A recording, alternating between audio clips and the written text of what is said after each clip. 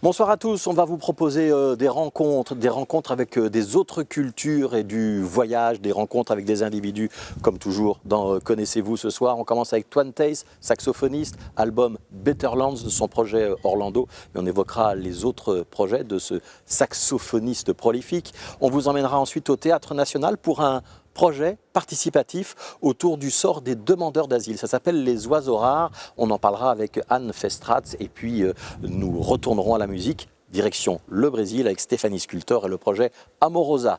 Il y aura du rap dans le micro ouvert et ce sera avec le SMAD. C'est Connaissez-vous et on est parti.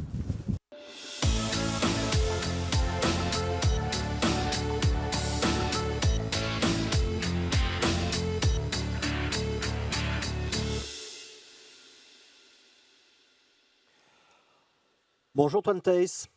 Bonjour. Vous êtes déjà venu dans cette émission, donc vous connaissez le concept. C'est un avantage ou c'est un inconvénient ? Je suis content de revenir en tout cas. Ouais. Parler de la musique quand on est musicien, c'est facile ou c'est la corvée ? Pour certains, c'est peut-être une corvée, mais moi j'aime assez bien. Moi j'aime assez bien parler. Hein. Je suis content de partager, peut-être de partager ce que je fais.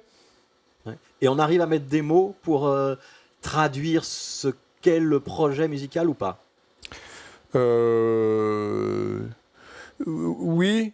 Et parfois, si j'ai l'occasion de réécouter les interviews, je me dis que j'aurais pu trouver les meilleurs mots. Après, c'est juste des clés, parce que je pense que si on fait de la musique, c'est parce que justement, on arrive à transmettre des choses ou à vivre des choses qu'on n'arrive pas à décrire en mots. Quand même, c'est un peu la musique, c'est un peu l'indicible. C'est un autre langage. Oui. Vous êtes plus à l'aise avec lequel ? Avec la musique, je pense, mais c'est une bonne question. J'ai un peu les deux, je pense. Ouais. Un peu de tout. Est-ce que vous avez essayé d'autres formes d'expression, l'écriture, la peinture, d'autres choses encore, ou pas ?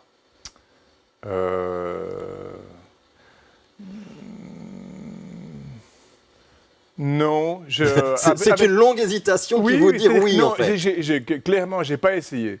Mais si sur mon lit de mort, je devais faire une liste des choses que j'aurais voulu faire, je peux toujours les faire. Je pense que j'aurais voulu voir ma vie en tant que comédien. En tout cas, l'usage de la parole, c'est quand même quelque chose que j'aime bien. Ça veut dire qu'il y a un peu de mise en scène de votre existence chez vous ? Ah oui, bien sûr. D'abord, il y a une mise en scène. On a tous une mise en scène tous les jours. Je pense que la vie est un théâtre. Et quand on sort dans la rue, moi, je trouve beaucoup d'énergie dans l'interaction avec les autres. Et donc, je ne suis pas le même si je suis tout seul ou avec quelqu'un. Et puis aussi, en tant qu'artiste, on fait attention. On est quand même, d'une certaine manière, conscient du regard des autres. Je vous propose de vous asseoir, si vous avez envie. Et je peux choisir où est-ce que je m'assieds ? Alors, vous allez prendre la banquette, la position la plus à gauche, à côté de votre disque. Voilà, parfait. On va parler de cet album, puisque c'est pour ça que vous êtes venu. C'est le projet Orlando. On réexplique ce qu'est Orlando. Orlando, c'est un des nombreux projets que j'ai mis sur pied ces dernières années. C'est un quartet qu'on peut décrire comme un quartet franco-belge, puisqu'il y a 4 musiciens de jazz, 2 Français, 2 Belges. Et donc, moi, je suis le Belge. Ouais. C'est un peu le fruit des rencontres. Fut un temps, il y a une dizaine d'années, je me suis rendu très souvent à Paris. J'avais d'ailleurs un peu le mirage d'aller vivre à Paris ou d'y passer beaucoup de temps, parce que c'est quand même une ville, on le sait bien, qui offre beaucoup de possibilités de rencontres et de création. Et puis, finalement, je suis resté en Belgique et j'ai importé 2 musiciens, Florent Nice et Maxime Sanchez, qui font partie du quartet. Et donc, ils tournent avec vous pour ce projet-là. Je propose qu'on écoute déjà un extrait de musique de manière à entrer dans cette ambiance, celle d'Orlando, d'un album qui s'appelle Betterlands.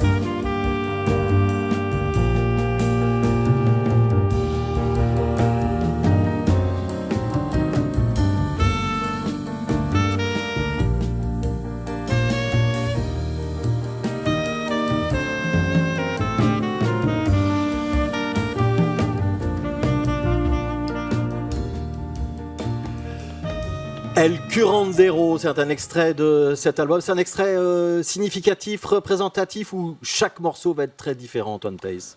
Les deux, c'est représentatif et aussi les morceaux, il y a quand même des morceaux qui vont de directions très différentes. Mais c'est un morceau, il y a deux grandes parties. Il y a la mélodie on a vu commencer ici, et puis il y a une partie au milieu qui est plus mystérieuse, plus avec une grande part d'espace et d'improvisation. Et je trouve qu'il y a ces deux bons éléments de l'album. Il y a quand même beaucoup d'ambiances différentes. Il y a par exemple un requiem qui ferme l'album. On est dans des choses qui peuvent aller dans des ambiances très différentes dans cet album. Oui, oui. Je crois que l'objectif premier de cet album, c'était de faire une musique assez calme, pas introspective, mais une idée d'espace, d'ampleur, de calme, plutôt que quelque chose de rapide. En fait, tout va très vite. Les gens ont peu de temps pour donner du temps aux choses. Donc j'ai envie d'un album dans lequel on peut s'asseoir et prendre le temps. En fait, la vie va tellement vite. Moi, je fais personnellement en tant que musicien tellement de choses, beaucoup de voyages, beaucoup de rencontres, beaucoup de transports, beaucoup de choses qui vont vite. En fait, quand je rentre chez moi, ou surtout quand je suis en tournée, notamment en Afrique, il y a une chose que j'aime bien, je rentre dans ma chambre et j'écoute de la musique très calme. Et souvent, les 10 dernières années, les albums que j'ai le plus écouté, la musique que j'ai le plus écoutée, c'est une musique extrêmement paisible. Alors c'est vrai dans l'ensemble pour cet album, mais il y a quand même des moments où il y a des accélérations, il y a des moments où il y a des sortes de cascades de notes aussi, ou des choses qui se bousculent. Et c'est là que mon naturel reprend le dessus, c'est que moi j'aime quand même beaucoup la musique qui a beaucoup d'énergie, et je pense que dans l'ensemble, j'ai une personnalité assez joyeuse, solaire peut-être, ça c'est peut-être quelqu'un d'autre qui doit dire, mais et donc j'aime bien, et donc les deux choses s'entremêlent. Et j'aime bien quelque chose de positif, j'aime bien délivrer beaucoup d'énergie positive. Et donc il y a un peu les deux univers dans cet album. Je pense que c'est assez bien architecturé. Voilà. Alors c'est le deuxième album du groupe Orlando, oui. Ça sort chez Hypnote Records. Vous êtes évidemment le saxophoniste et le leader du groupe. Est-ce que vous en êtes aussi l'unique compositeur? Comment ça se passe pour l'écriture? J'ai écrit beaucoup de musique et j'ai demandé aux autres musiciens du groupe de participer. Donc ils ont apporté quelques morceaux. Je dirais qu'il y en a 3 sur 10 ou 2 sur 10 qui sont écrits par mes amis. J'aime bien parce qu'ils amènent une nouvelle direction. En fait, écrire les compositions, comme dans n'importe quelle musique, ça donne quand même une direction assez forte à la musique. Et aussi, ça permet aux différents musiciens de s'impliquer encore plus dans la musique. Ouais. Vous avez employé l'expression de groupe, cette notion de groupe. On va y revenir, mais je propose qu'on entende peut-être les autres musiciens d'Orlando. Ils vont peut-être parler de vous. Aïe.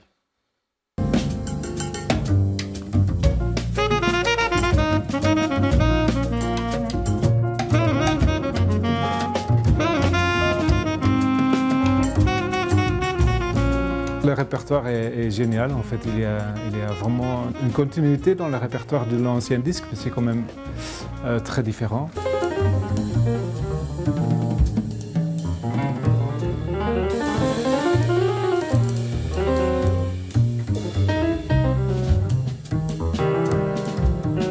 Antoine nous laisse une liberté énorme sur la direction artistique.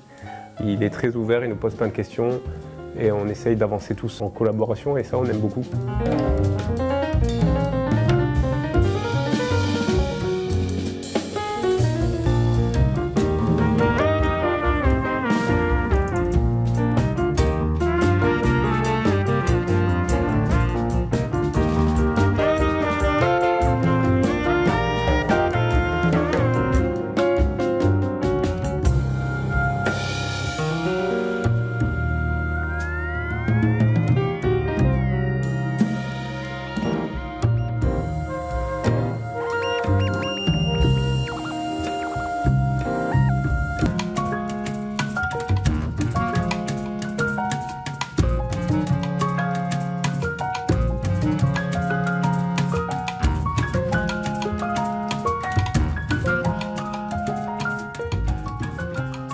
quelques images tournées lors de l'enregistrement de cet album d'Orlando, Better Lands. Donc quelqu'un de très ouvert qui laisse beaucoup de liberté.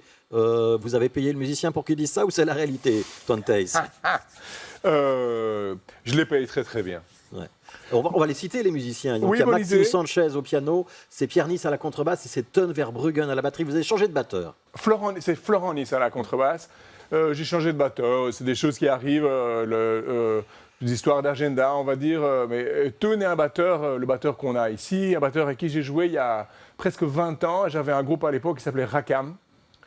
Et Teun jouait avec moi là-dedans et on se retrouve sur ce projet-ci dans un registre très différent. C'est vraiment un des que je redécouvre aujourd'hui. Je trouve que c'est vraiment un musicien assez extraordinaire qui a une espèce de sagesse. Disons qu'il y a certains artistes ou certains batteurs, certains artistes qui vont avoir tendance à ajouter chaque fois plus de notes, plus de coups, plus de cymbales pour que la musique puisse se passer.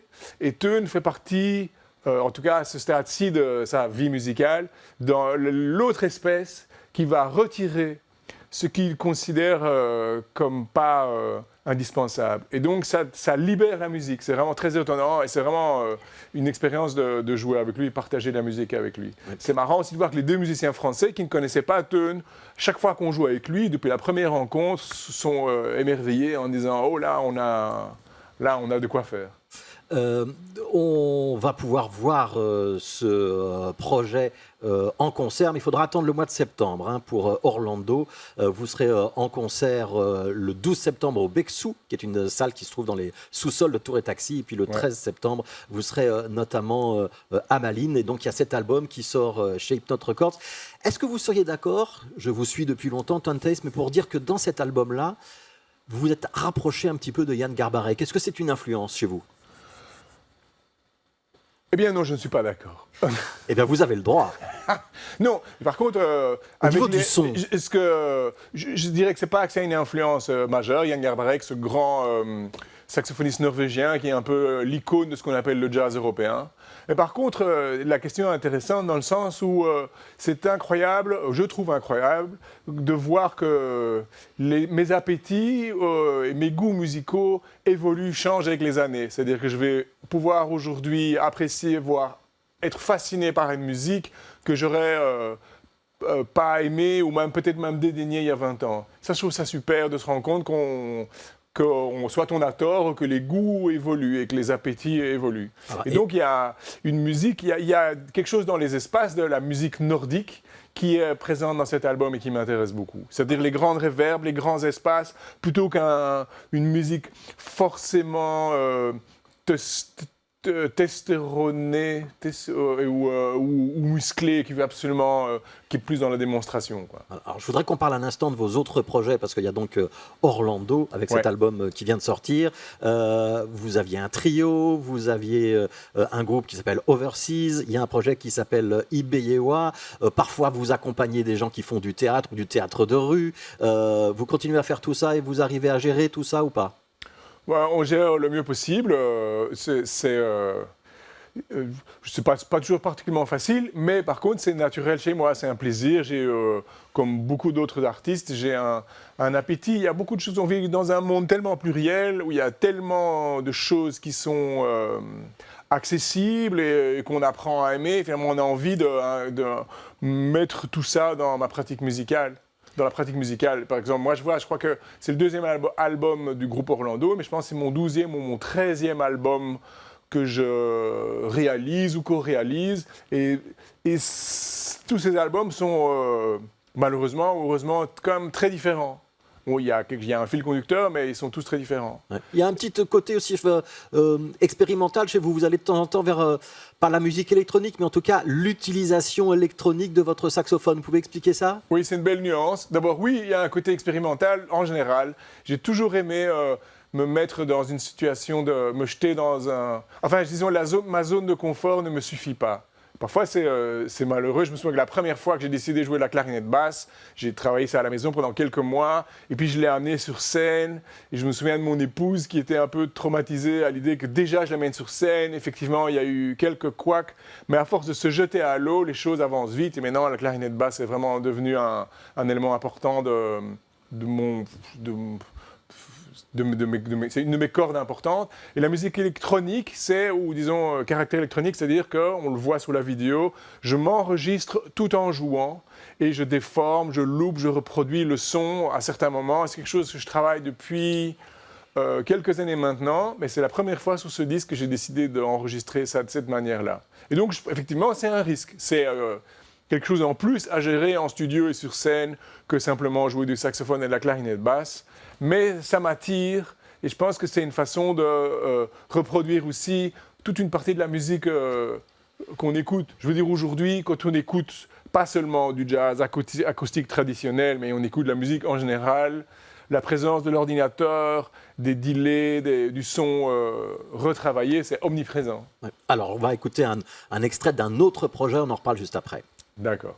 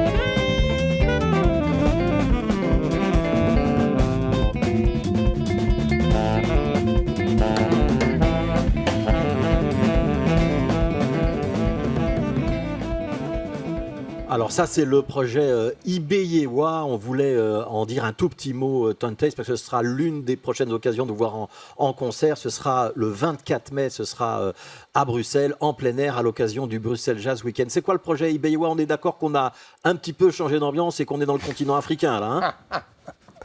C'est un peu récurrent chez moi, parce que j'ai commencé à voyager en Afrique de l'Ouest et puis d'autres endroits il y a à peu près une dizaine d'années. Et donc c'est une musique que j'ai toujours bien aimée et qui grandit maintenant dans mes influences. C'est un groupe difficile, surtout c'est un nom de groupe difficile, parce qu'il s'agit de Ibeyewa et pas du Ibeyewa. Et c'est tellement difficile que je me suis retrouvé maintenant en tournée récemment à filmer différents moments où les gens essaient de prononcer ou d'écrire ce nom et on se rend compte qu'en fait c'est un nom pas facile. Voilà, vous allez pouvoir m'ajouter à votre bêtisier, si j'ai bien compris. Voilà, exactement. Merci pour ça, merci d'y avoir contribué. Ibeyewa. Ibeyewa en Yoruba, qui est la langue d'Afrique de l'Ouest, ou la langue côtière en dessous, c'est une langue très importante là-bas. Ça veut dire ici nous plaît. C'est-à-dire qu'on est, l'idée d'être présent à l'instant même. C'est un groupe qui a été créé par le batteur qu'on a vu là, Angelo Mustapha, béninois.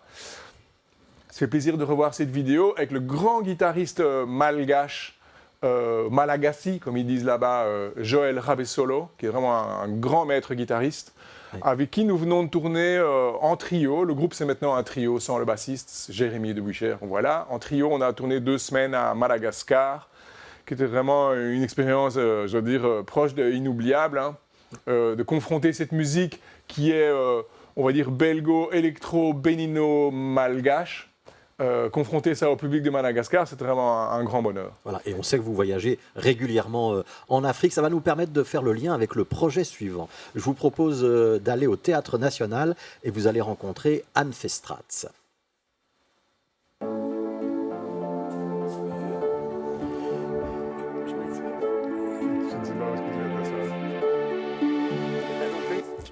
Alors, en face de toi, juste devant le petit dossier, ce sera parfait, Anne Festrats.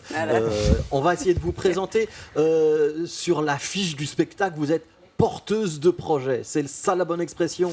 Oui, c'est comme ça qu'on dit. Souvent, on dit qu'on porte les projets. Alors, quel projet portez-vous? Alors là, je porte un projet qui s'appelle Les Oiseaux Rares. Voilà, qu'on mène depuis en fait 2 ans et demi. Et qui a produit pas mal de choses. Mais aujourd'hui, on est là parce qu'on reprend le spectacle qu'on a créé il y a 2 ans maintenant. Et on le reprend au Théâtre National, dans le festival À la scène comme à la ville. On en fait la clôture. Il faut expliquer, À la scène comme à la ville, ça regroupe des projets, on va dire quoi, de théâtre participatif, de théâtre dans la cité, comment vous définiriez ça? Je pense que c'est un temps fort, c'est la 2e édition. C'est un festival de 3 jours qui rassemble plein de projets différents. Et en grande partie des projets justement qui, oui, vous l'avez dit, qui invitent les publics à se mettre en création, à intégrer les projets. Et donc voilà, c'est le résultat de plusieurs ateliers qui sont menés par le Théâtre National. Et puis ils invitent aussi 1 ou 2 spectacles ou projets extérieurs. Donc nous, on n'est pas produit par le Théâtre National, mais on est invité par eux. Ah ben voilà, ils sont là les jeunes. Et par contre, on est content parce qu'on revient. L'année dernière, en fait, on a donné des ateliers dans le cadre de cette première édition. Et on avait juste fait une petite sortie d'atelier, une petite Et là, table cette de fois-ci, travail. ce sera la Et représentation. là, on revient avec le spectacle On va expliquer quand même ce que c'est que Les Oiseaux Rares. De quoi ça parle? Qui est le personnage central? Qu'est-ce qui est de la fiction? Qu'est-ce qui est de la réalité? Ouh, il y a beaucoup de questions dans votre question. Alors, de quoi ça parle? Donc, c'est un spectacle, mais c'est un spectacle qui est une fête, et qui est une fête d'anniversaire pour un des jeunes qui a participé aux tout premiers ateliers de création du projet, et qui s'appelle Jawad. Voilà, c'est un jeune qu'on a un tout petit peu connu parce qu'il est venu aux ateliers de création. Donc, c'est vraiment un spectacle qu'on a créé avec des jeunes. Quand on a commencé le processus, on ne savait pas ce qu'on allait faire. Il y avait un enjeu de départ qui était de dire qu'est-ce qu'on peut faire avec des artistes professionnels, essentiellement des musiciens, des comédiens, et des ados, dont certains sont mineurs étrangers non accompagnés, mais pas que non plus. Et l'idée, c'était de voir qu'est-ce qu'on allait faire ensemble.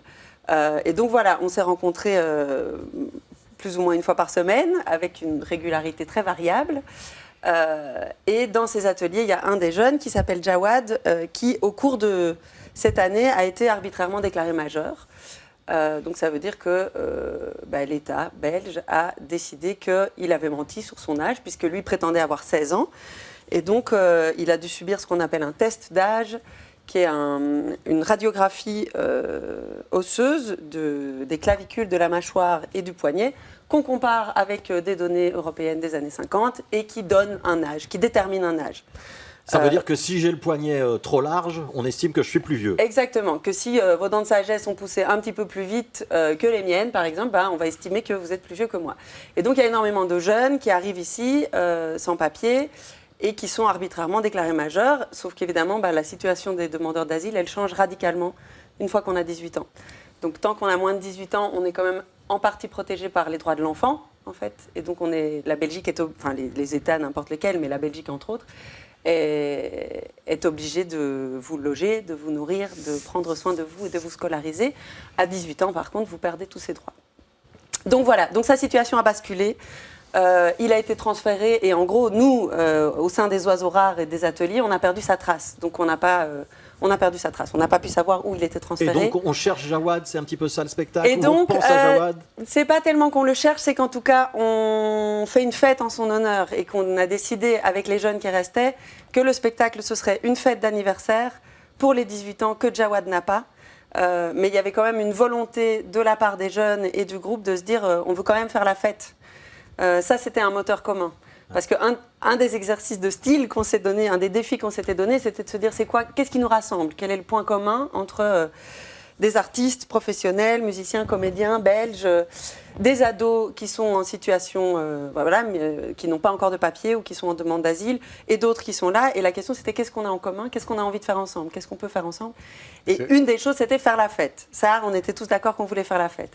Et donc, avec le réel qui s'est invité dans l'histoire, on a décidé qu'on allait fêter les 18 ans de Jawad, qu'il n'a pas.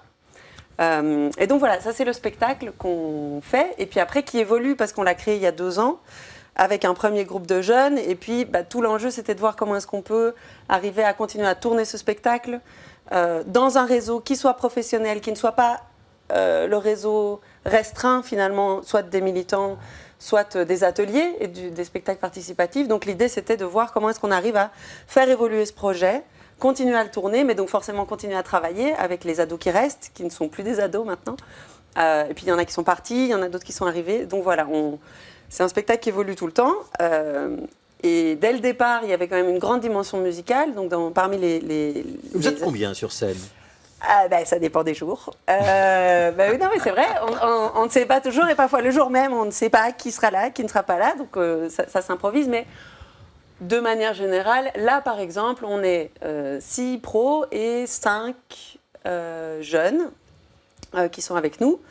Et il y a du théâtre, des récits, de la musique aussi, et voilà. parfois l'intervention des spectateurs. Exactement. Donc en fait, il y a beaucoup de musique, mais il y a quand même un récit, il y a quand même quelque chose qui se... il y a l'histoire de Jawad qu'on raconte, et puis aussi l'histoire de ce qui nous relie, donc l'histoire de nos ateliers. Parce qu'on ne sait jamais vraiment qui va être là, oui, on a mis un dispositif en place qui fait que la parole est partagée avec le public. Donc on demande au public de lire certains témoignages, comme celui que peut-être on lira plus tard, pour que l'histoire puisse se raconter, y compris avec les absents. Voilà. Donc les absents, ils sont présents par l'intermédiaire des spectateurs. Je vais demander à Twante ce qu'il comprend, ce qu'il entend, ce qu'il apprécie ou ce qui l'intrigue dans ce que Anne Festrad vient de raconter. Je comprends rien du tout. Non, souvent, on comprend rien quand je raconte le truc. Non, ça a l'air merveilleux comme projet, comme processus, les choses qui me touchent beaucoup. Et étonnamment, je ne vais pas ramener à mon expérience à moi, mais c'est un projet que j'aimerais bien voir. À mon avis, c'est une expérience incroyable, à la fois pour les jeunes, comme on dit, et pour vous. Et j'imagine bien le truc fluctuant, où il y en a parfois qui sont là, qui ne sont pas là. Et je fais ça dans différents contextes, le bonheur et le challenge, c'est aussi de mettre des gens ensemble et de voir ce que chacun a envie de faire, ce que chacun est capable d'apporter pour construire un truc.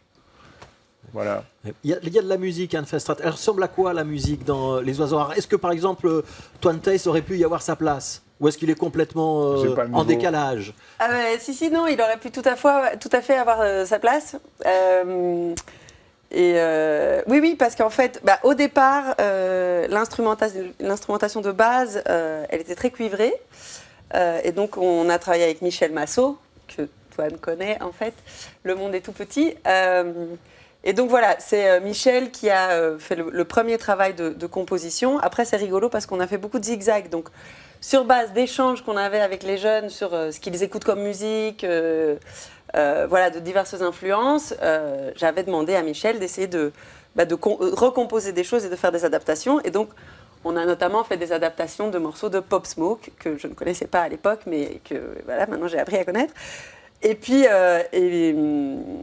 donc voilà, donc la première instrumentation, c'était beaucoup de cuivre, sousaphone, trombone, trompette, percu, voix.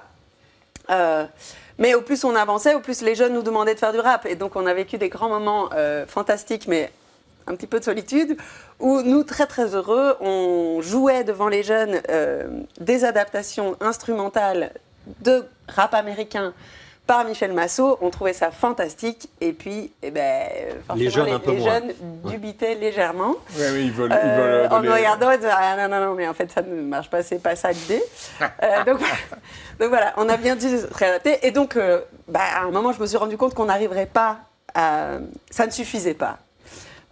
Et donc, j'ai fait appel à un autre copain musicien qui s'appelle Stéphane Discus et qui a refait le chemin inverse. C'est-à-dire que sur base des compositions de Michel, il a recomposé des morceaux électroniques, des drills, et du rap, des boom bap, des choses comme ça, sur lesquels on a demandé aux jeunes de réécrire des textes en lien. Enfin voilà, donc on est vraiment dans un travail qui fait tout le temps des Un allers-retours. aller-retour. Voilà. Et là, ça a marché, les jeunes ont validé. Là, les jeunes ont validé, les jeunes ont écrit, et après voilà, on continue encore à travailler maintenant parce qu'entre-temps, il y a des jeunes qui ont écrit des textes mais qui maintenant ne sont plus là, donc on essaie de trouver comment est-ce qu'on fait pour en même temps à un C'est moment... une histoire sans fin, ce spectacle. C'est une histoire sans fin, Anne c'est Festrax. vraiment une histoire sans fin. Et en fait maintenant, je disais au début, c'est un spectacle, Les Oiseaux Rares, en tout cas on s'est rencontrés autour d'un projet de spectacle, mais en même temps c'est en train de devenir autre chose et l'idée c'est comment est-ce qu'on reste assez souple et inventif pour continuer à être ensemble, en fait, à avoir des choses.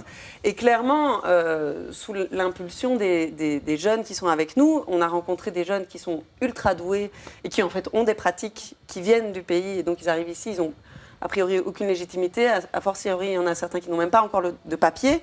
Mais par contre, ils ont des pratiques. Et donc là, en fait, sous leur impulsion, on essaye de voir comment est-ce qu'on peut faire une excroissance à ce projet qui serait un projet purement musical.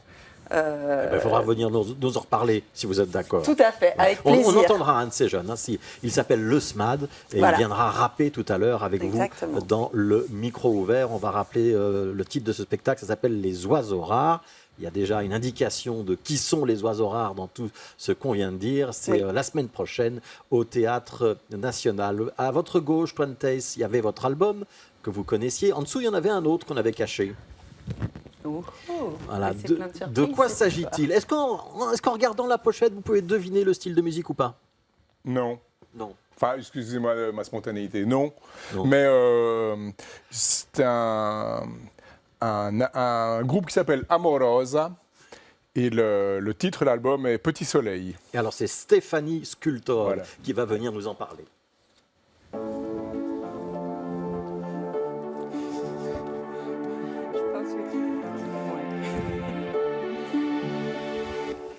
Voilà, Stéphanie Scultor qui attend un heureux événement. Hein, je ne dévoile pas de secret. Voilà. Oui, c'est difficile à cacher. Qui êtes-vous, Stéphanie? Est-ce que vous pouvez vous présenter et présenter Me lever Ah non. Amorosa? Présenter Amorosa.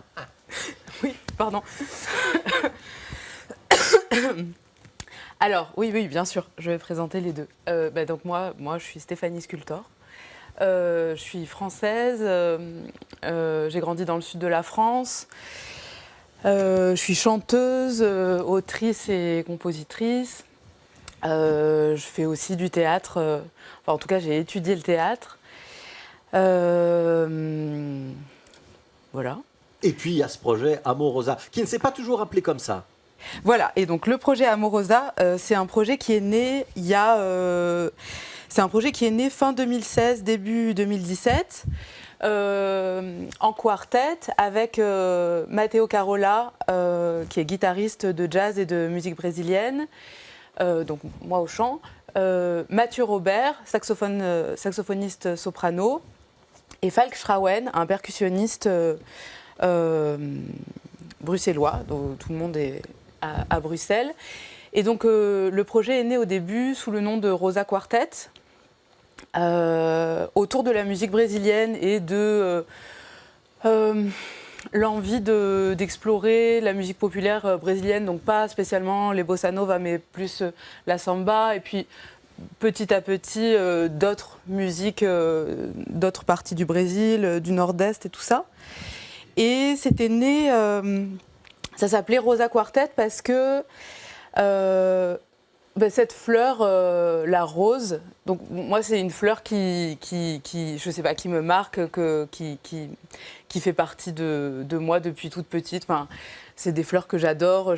Chaque fois que j'allais chez mon arrière-grand-mère, toujours elle me disait d'aller cueillir une rose. Enfin, je sais pas, c'est une fleur qui était.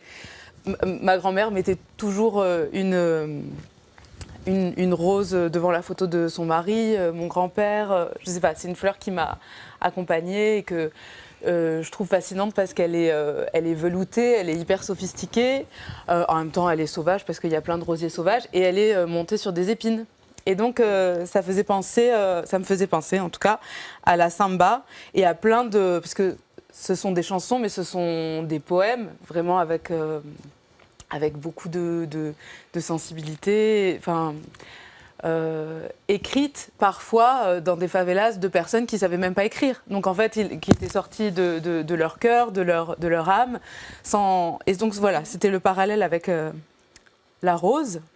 Et c'est devenu Amorosa. Et c'est devenu Amorosa, voilà, il y a 1 an et demi, 2 ans, il y a 2 ans à peu près, ouais, un truc comme ça, avec l'arrivée d'un nouveau musicien, Phil Caporali, contrebassiste brésilien qui vit à Bruxelles.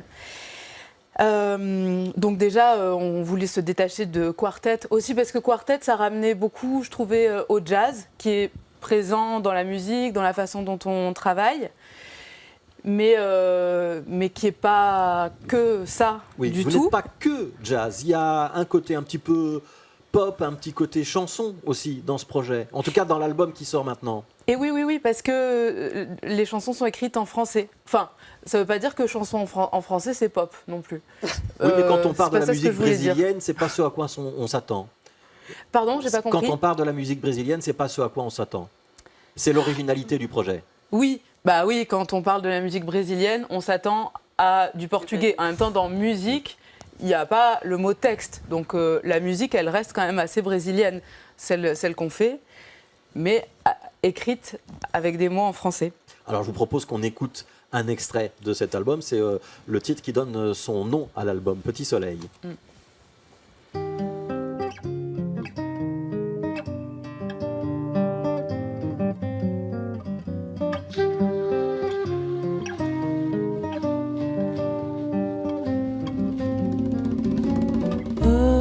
Petit soleil, tu viens de te lever, le jour commence avec un baiser que tu reçois sur tes yeux salés. Petit soleil, tu viens de te lever, le jour commence avec un baiser que tu reçois sur tes yeux salés. Puis tu t'endors, mon trésor, encore un peu qu'il est dur de toujours ouvrir les yeux. Dors, mon trésor, encore un peu qu'il est dur d'ouvrir les yeux. Petit soleil, la mer va remonter car la lune est pleine de promesses. Tant mieux car moi j'ai les pieds trempés.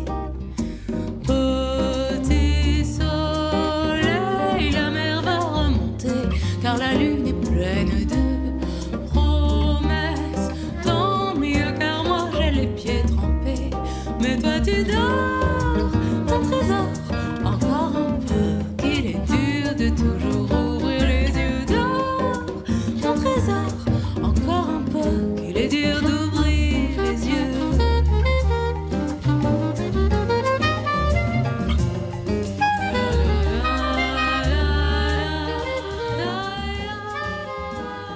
Alors on va demander à Anne Festraat, qui était très attentive, ce qu'elle a ressenti en écoutant cette musique. Qu'est-ce que, pardon? Ce que vous avez ressenti en écoutant la musique. Du chaud, du doux, du soleil qui me manque tellement en ces temps gris en Belgique. Oui, de la lumière, de la douceur, du sable chaud. Même question pour Twan Tace.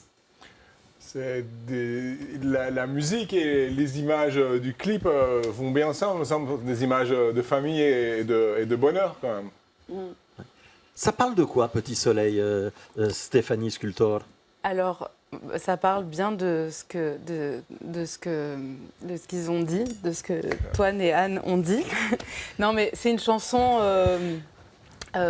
et aussi un peu comme tout l'album, qui a été inspiré par donc, la naissance de notre premier fils avec Mathéo, le guitariste. C'est lui qui a composé la chanson d'ailleurs, et moi j'ai écrit les paroles. Et peu de temps après, enfin quelques mois plus tard, le décès de ma mère. Et donc c'était une façon de... Donc Mathéo a composé la chanson. Je pense que Aimé venait de naître. Il était né à Montpellier, donc du coup chez ma mère. Enfin, pas dans sa maison, mais voilà. Et il avait composé la chanson, voilà, le premier mois de sa naissance. Et puis moi, j'avais écrit le début des paroles. Petit soleil, tu viens de te lever. Le jour commence avec un baiser que tu reçois sur tes yeux salés. Et puis petit à petit, au fur et à mesure des mois, j'ai continué à écrire la chanson et je l'ai terminée après le décès de ma mère. Pour en faire... j'avais envie de... Comment expliquer ? De parler de ce sentiment hyper contradictoire que j'avais, de mettre un enfant au monde pour la première fois, de le découvrir, toute cette douceur, et en même temps, tout d'un coup, d'être comme devant un espèce de vide, enfin, pas de vide, mais oui, du cycle de la vie, d'avoir peur pour ma mère, qui était malade, en fait. Et c'est devenu comme une chanson que j'ai imaginé que ma mère aurait écrite pour lui, comme pour faire le lien entre le fait qu'il se soit un tout petit peu croisé, mais qu'elle lui a quand même donné des choses et des vœux pour sa vie et que la vie continue, en fait, aussi. C'est clair ce que j'ai dit ? Oui. Oui, on a compris. Est-ce que ça parle beaucoup de famille et beaucoup de relations humaines, vos textes ? De famille, je sais pas. Vous trouvez ? En tout cas, le mélange avec le clip, on sent qu'il y a que la naissance que ta famille, la naissance de votre enfant et qu'une partie des musiciens, ce soit aussi ton mari, on sent que c'est un sujet central et c'est super. C'est marrant de voir que à travers la musique, on peut, par exemple, donner la parole dire des choses indicibles, donner la parole à des gens qui ne peuvent plus parler, comme par exemple quelqu'un qui a disparu. Ça, je trouve ça un des grands pouvoirs de la musique, dans la musique créative comme ici, et aussi dans toutes les musiques traditionnelles. Oui. C'est une façon de... C'est un peu comme le conte, en fait. C'est-à-dire, les contes, maintenant, ils existent aussi parce qu'ils sont écrits, mais toute cette tradition orale, quoi, le fait de continuer de faire exister une histoire et qui se modifie un peu comme ton projet, en fait, aussi, par le fait de le raconter, que ça passe à travers d'autres voix, mais qui font le lien avec les personnes d'avant et ce qui vient après. C'est vraiment... Oui, c'est vraiment le thème de l'album et c'est vraiment, je crois, quelque chose qu'on cherche et qui, moi, m'importe dans ce projet parce qu'il y a cette dimension d'apport de la musique populaire brésilienne et aussi de se demander qu'est-ce que c'est notre musique populaire à nous, française ou belge. Et même si on n'arrive pas à le dire, pour moi, il y a quand même quelque chose en lien avec les anciennes chansons françaises, quelque chose en lien avec le texte, mais en même temps, comment se l'approprier comme quelque chose qui perdure et que... C'est toujours un truc compliqué, par exemple, dans les festivals de musique du monde, de musique populaire, toujours un truc genre « Ah oui, mais c'est en français. Oh, la France ou la Belgique, ça ne fait pas partie du monde, il n'y a pas une histoire. » Et donc, je divague un peu, mais c'est pour dire que de faire le lien avec quelque chose d'ancien et comment on le renouvelle maintenant avec notre histoire.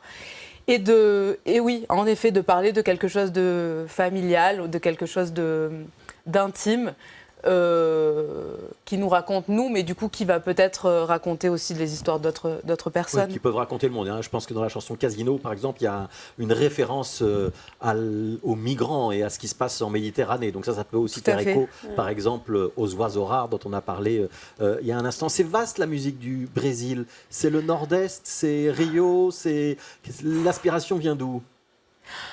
L'inspiration vient d'où ? Oui, déjà, la musique du Brésil, c'est très, très vaste. Par exemple, je trouve qu'on pourrait dire que le jazz entier, c'est immense et que la musique qu'il y a au Brésil, ça pourrait être équivalent tellement c'est un pays-continent, tellement ça se renouvelle très vite. C'est ce que je trouve hyper intéressant dans la musique brésilienne aussi, c'est que ils ont leur culture et ils absorbent très volontiers toutes les autres cultures, toutes les autres influences. Sans restriction et pour en faire toujours quelque chose de nouveau et qui est eux. Et l'inspiration... Alors au départ, donc, je crois que j'ai écouté un peu ce genre de musique dans mon enfance, en tout cas avec ma mère et mon beau-père. Enfin, mes parents étaient divorcés. Et on écoutait beaucoup de musique brésilienne, de musique latine, de flamenco. Enfin, c'était pas pareil. Mais je veux dire, il y avait cette histoire de musique populaire qui se vivait. Il y avait souvent beaucoup de musiciens qui venaient jouer à la maison pour faire des fêtes. Voilà. Donc c'est quelque chose qui m'a marqué, le fait de jouer la musique en live et de la célébrer. Donc c'est quelque chose qui m'a beaucoup touchée, beaucoup plu au Brésil. Et beaucoup ramené, c'est vrai que vous disiez le truc familial, ramené avec les histoires qui étaient dans les chansons à ma famille. Parce que c'est vrai que moi je suis originaire du sud de la France, mais tout le monde vient de... Enfin, du côté de ma mère, ils étaient maltais, italiens, siciliens, en Tunisie. Puis après, ils sont arrivés en France. Et il y avait quelque chose dans cette musique, dans les paroles, qui me rappelait quelque chose de ma famille et qui en même temps me rappelait quelque chose de la chanson française que j'avais aussi beaucoup écoutée. Mais avec un autre lexique, avec une autre musique derrière aussi. Et je sais pas, ça m'a réveillée. Et vous avez fait la synthèse. Je vais demander à Twan Theys, vous avez aussi fait des incursions du côté brésilien. Non, il y a une chose que j'ai pas faite. C'est le son. Quel mauvais client j'ai fait. C'est-à-dire que oui, ce que vous voulez dire, c'est que j'ai la chance de jouer avec ce grand percussionniste Zé Luis Nascimento dans mon projet Overseas et qui amène, si c'est pas des rythmes traditionnels brésiliens, il amène une sonorité, une couleur. Ouais, une sonorité, une énergie, quelque chose que je reconnais comme c'est un autodidacte, il y a un truc très profond de ce que je connais de la musique brésilienne, que j'entends dans sa musique. Il se fait que lui, c'est un des grands spécialistes de la musique orientale en France, donc les chemins sont complexes et divers. Moi, j'avais deux petites remarques à faire. Enfin, si je m'en souviens des deux, je m'en souviens de cas d'une, c'est que c'est par rapport à ton projet, c'est le fait que ce soit très familial, ça fait penser à... je pense que les premiers romans des auteurs, et parfois des grands auteurs, ils sont toujours ancrés dans quelque chose d'autobiographique. Donc, je ne dis pas que c'est ton premier roman, ton premier album, mais je pense que c'est une bonne première matière pour raconter, pour toucher quelque chose de très fort. Et l'autre truc par rapport à la musique, c'est quelle influence, que c'est brésilien, mais brésilien chanté en français, mais c'est vrai que il y a aussi dans quelle musique on a grandi, que c'est pas une musique traditionnelle, mais que la musique que tu entends à la maison, c'est quelque chose qui est toujours une influence constructive, essentielle dans une voie artistique. Mais après, ce qui compte, c'est pas tellement que ce soit brésilien ou brésilien mélangé ou dans quelle langue, si c'est chanté en français ou en polonais ancien. C'est, je pense, c'est l'honnêteté du propos, peut-être la qualité de la manufacture. Sincérité. La sincérité, merci. Peut-être plus simple comme mot, simplement. Mais pas que. Et la puissance du rythme, toutes ces choses-là qui fait que ce serait marrant de voir que même si c'est chanté en français, que c'était un morceau en 5/4, une métrique, un rythme pas particulièrement traditionnel brésilien, ce qu'on a entendu là, c'est marrant de voir... je ne sais pas, mais la réaction sur un public brésilien, peut-être les Brésiliens vont se rendre compte que ce n'est pas des Brésiliens, partiellement en tout cas, qui le jouent, mais vont trouver quelque chose qui pour eux va être exotique, charmant ou fort, on ne sait pas. Alors on va pas continuer à jouer à cache-cache, on va écouter un titre qui s'appelle Cache-cache.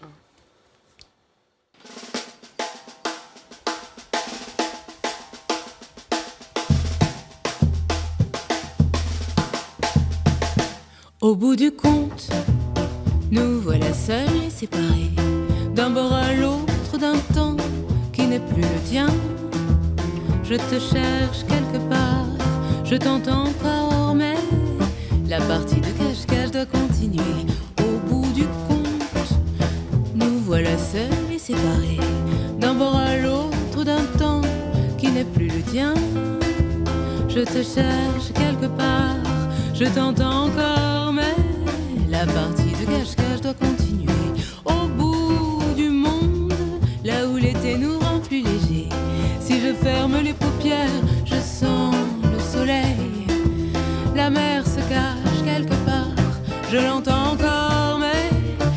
partie de cache-cache doit continuer. Et dans l'invisible, dans le néant, je fais semblant de te trouver.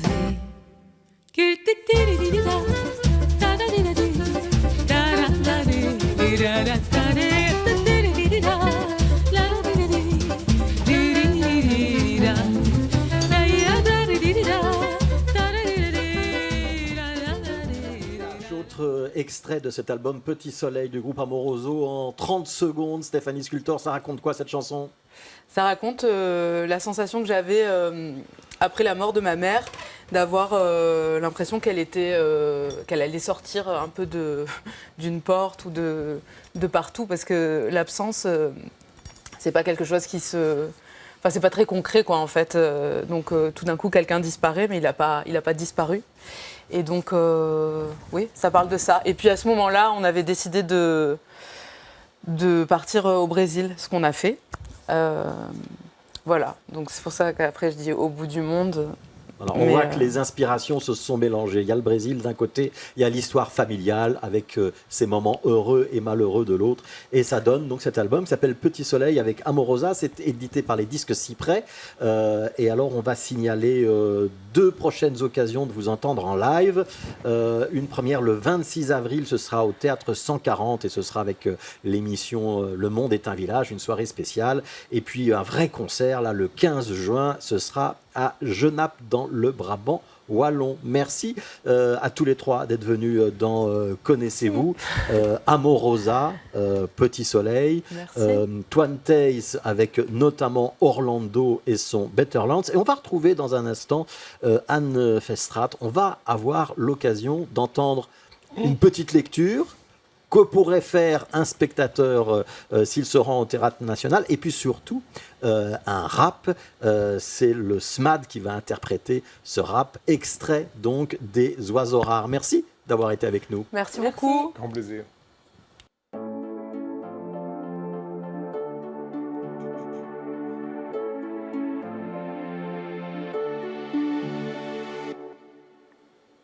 Je m'appelle Julia, j'ai 16 ans. Moi, j'ai pas rencontré Jawad, parce que les fois où il est venu aux ateliers des Oiseaux Rares, j'étais justement pas là. Je suis pas là ce soir non plus d'ailleurs, parce que entre l'école, les obligations familiales, les matchs de foot, la fatigue, les petits boulots, etc., c'est compliqué d'être présente. On n'est pas tous absents pour les mêmes raisons, mais j'aime bien l'idée que ce soir, on est là malgré tout. Moi, j'avais pas compris que Jawad, il était arrivé tout seul ici, sans ses parents, je veux dire. Et puis, je ne comprenais pas cette histoire d'âge, de papier, de 18 ans. Pour moi, avoir 18 ans, ça ne veut pas dire grand-chose. Passer mon permis, pouvoir travailler, avoir un appart et payer des factures, super. Ou bien aller voter, mais je ne sais pas vraiment pour qui. Je ne me rendais pas compte que pour Jawad, Mouktar et les autres, avoir 18 ans, ça change tout.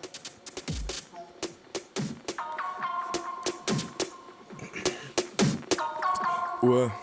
Beaucoup de stress, j'ai fui, j'ai quitté. D'abord parce que j'avais pas d'avenir. Je me suis invité dans votre pays pour avoir de meilleures conditions de vie. Mais à peine arrivé, BE commence à me faire scier. Juste pour une histoire de papier, douter que mon âge doit être testé. À peine arrivé, BE commence à me faire scier. Juste pour une histoire de papier, douter que mon âge doit être testé. Jawad, big up à toi. Jawad c'est toi, Jawad c'est moi. C'est qui Jawad? Pose pas des questions, système main juste à revoir. Ça veut dire quoi migrant? À quoi ça rime vos questions? Ça rime avec audition, te chasse pour des faux motifs, des raisons qui n'ont pas de sens. Mais d'où sortent vos frontières? T'es la bienvenue chez moi, tu entres, tu sors à ton aise. Pourquoi pas moi aussi, hein? Pourquoi pas moi aussi? Aussi. Ah, BIS 1. Ouais. Ok, SMAD. Jawad, big up à toi. Jawad, ça t'es là. À cause du TDA, l'oiseau ça en a pas. Envers et contre tout, envers et contre temps, envers et contre vents et marées. Même si le monde est d'art, on est des oiseaux rares. On est des oiseaux rares. On est des oiseaux rares. On est des oiseaux rares. Jawad, big up à toi. Jawad, ça t'es là. À cause du TDA, l'oiseau ça en a pas.